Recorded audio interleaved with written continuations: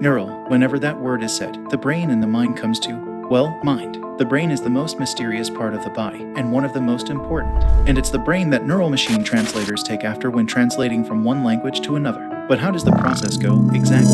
Let's give an example. Let's translate this English sentence into German. She is my teacher. Each word in that sentence is encoded into numbers 251, 3245, 953, 2. Then, these numbers are put into the neural machine engine, which uses neural networks, or algorithms, that are designed to recognize patterns. These neural networks check the patterns from its available database and change the numbers into another sequence to represent the target language, German. 251, 3245, 953, 2 is now turned into 2241, 9242, 98, and 6342, which, when replaced with words, gives the user the German equivalent. Sie ist meine Lehrerin. This process is fast and accurate, with humans editing any errors afterwards. After all, two brains doing the work is better than one.